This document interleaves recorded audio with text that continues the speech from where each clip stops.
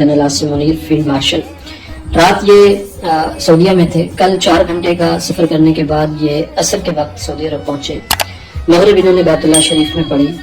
इशा तक ये मस्जिद हराम में रहे, बैतुल्लाह शरीफ के अंदर गए, उम्रा अदा किया और इशा के बाद इनकी मुलाकात हुई वज़ीर आज़म के हमरा सऊदी वली अहद शहज़ादा मोहम्मद बिन सलमान के साथ। और उसके बाद इन्होंने सऊदी वली अहद के साथ खाना भी खाया और तकरीबन 11:30 बजे इन्होंने पाकिस्तान के लिए वापसी की फ़्लाइट ली। 3:30 बजे इस्लामाबाद पहुंचे, आधा घंटा स्टे किया। तो रात के यानी सुबह के 4 बजे general Asim Munir line of control के लिए निकल गए।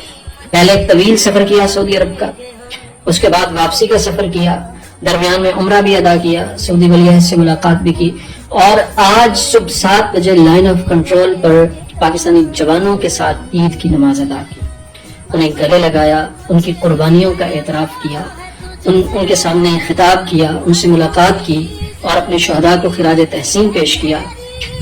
पाकिस्तान की तारीख में इससे ज्यादा कमिटमेंट मैंने किसी शख्स में नहीं देखी। किसी की उस पर शक नहीं करते हैं, लेकिन एक शख्स की कमिटमेंट देखिए। सुबह 4 बजे इस्लामाबाद पहुंचता है, 7 बजे लाइन ऑफ कंट्रोल पर वर्दी पहनकर अपने जवानों को गले लगा के खड़ा है। इससे पहले वो पाकिस्तान की मईशत पर काम करके आया है, बैतुल्लाह शरीफ में अल्लाह के सामने शुक्राना अदा करके आया है।